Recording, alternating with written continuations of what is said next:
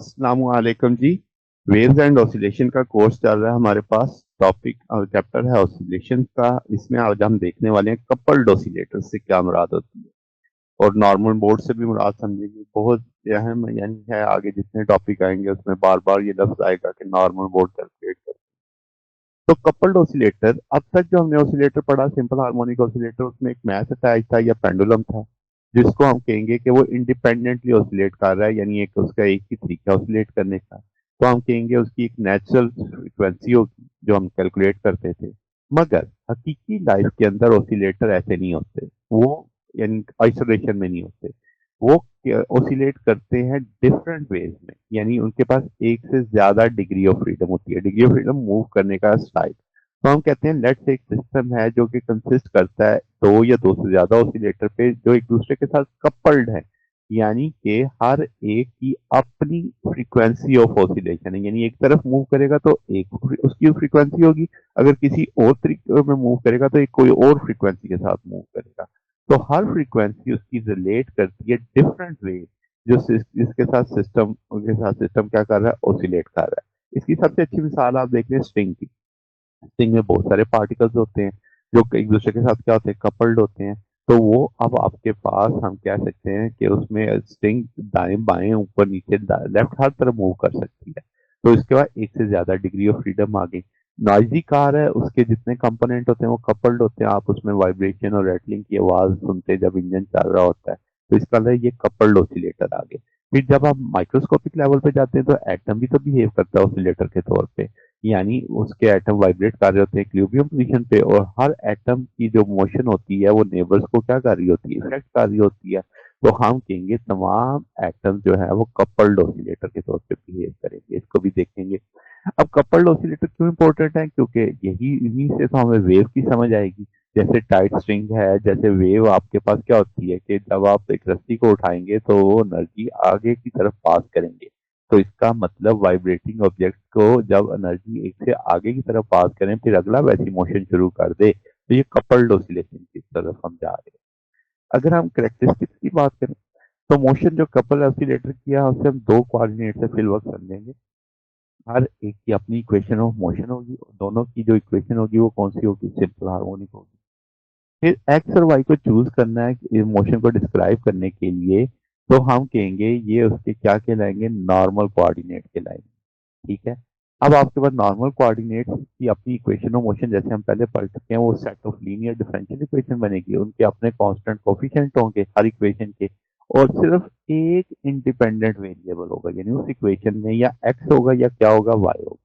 तो दो है तो दो इक्वेशन आ जाएंगी, क्योंकि हमने लफ्ज बोला ना set of equation, set of differential equation. तो एक्स वाली अलग आ जाएगी, वाई वाली अलग आ जाएगी। तो सिंपल हार्मोनिक ऑसिलेशन जो एसोसिएट होगी हर नॉर्मल कोऑर्डिनेट के साथ, तो हम उसे कहेंगे नॉर्मल मोड है इसका, कपल्ड सिस्टम का। इसको जरा डिटेल में देखते हैं। तो वाइब्रेटिंग सिस्टम जिसमें सिर्फ एक इंडिपेंडेंट वेरिएबल हो, हम उसे कहेंगे नॉर्मल मोड ऑफ वाइब्रेशन, और उसकी अपनी नॉर्मल फ्रीक्वेंसी होगी। यानी उस इक्वेशन से जो फ्रीक्वेंसी आएगी वो सिर्फ उसी एक्सिस के लिए है, उसी नॉर्मल कोऑर्डिनेट के लिए है। तो जितने भी नॉर्मल कोऑर्डिनेट्स होंगे तमाम कंपोनेंट उसी एक फ्रीक्वेंसी के साथ क्या कर रहे होंगे, ऑसिलेट कर रहे होंगे उस कंपोनेंट के। फिर अब आपकी जो नॉर्मल मोड ऑफ वाइब्रेशन है वो हम कह लें इंडिपेंडेंट है दूसरे से, यानी एक्स वाले के कंपोनेंट दूसरे वाई वाले पे डिपेंड नहीं कर रहे। वाई वाले की अपनी एक स्टाइल, अपना एक फ्रीक्वेंसी, अपना एक वे ऑफ वाइब्रेशन है। तो हम कहेंगे जो एनर्जी एसोसिएट होगी नॉर्मल मोड के साथ वो भी एक्सचेंज नहीं होगी दूसरे मोड के साथ। यानी जो एनर्जी एक्स एक्सिस पे आपके पास आ रही है वो वाई वालों के पास नहीं जाएगी, मगर वो हम ऐड कर सकते हैं सेपरेट मोड की, ताकि टोटल एनर्जी क्या कर सकें, कैलकुलेट कर सकें। तो टोटल के लिए एक्स वाली एनर्जी अलग देखी जाएगी और वाई वाले मोड की, यानी दोनों नॉर्मल मोड्स के कोऑर्डिनेट की एनर्जी अलग अलग देख के मिला के टोटल कर लेंगे। कैसे करेंगे वो आगे देखते हैं। तो अगर एक मोड वाइब्रेट कर रहा है तो दूसरा हम कहेंगे किस पे होगा, रेस्ट पे होगा। तो हम कहेंगे कोई भी एनर्जी आपके पास कोई हासिल नहीं करेगा वो इससे। अच्छा जी, अब जो एनर्जी की जो बात आई थी, अगर हम एक अनडैम्प सिस्टम देख रहे हैं तो उनकी energy sum of square of normal coordinate होगी। मल्टीप्लाई करेंगे कांस्टेंट कोफिशिएंट जो भी उसके साथ होंगे। तो sum of square of the first time derivative the coordinate multiply the constant coefficient, यानी डेरिवेटिव का मतलब वेलोसिटी हो गई। तो एनर्जी जो कपल्ड होगी सिस्टम की एक्स वाई मोड की, हम कहेंगे वाइब्रेटिंग, वो हम उन्हें square of the velocities and displacement of X and Y करेंगे। तो ये सबसे अहम आ गया। फिर एक लफ्ज आएगा डिग्री ऑफ फ्रीडम। तो हम कहेंगे हर इंडिपेंडेंट वे जिससे सिस्टम एनर्जी हासिल कर रहा है वो उसकी क्या है, डिग्री ऑफ फ्रीडम है। तो हम कहेंगे जिसे पर्टिकुलर नॉर्मल कोऑर्डिनेट साइन कर दिया जाएगा, एक्स और वाई की मिसाल चल रही है, तो इसका मतलब 2 डिग्री ऑफ फ्रीडम आ गई, एक्स वाले की एनर्जी अलग होगी, वाई वाले की एनर्जी अलग होगी। तो कितने तरीकों से हम कह सकते हैं सिस्टम को एनर्जी आ सकती है, उतनी ही उसकी डिग्री ऑफ फ्रीडम हो जाएंगी, उतने ही उसके नंबर ऑफ नॉर्मल कोऑर्डिनेट हो जाएंगे।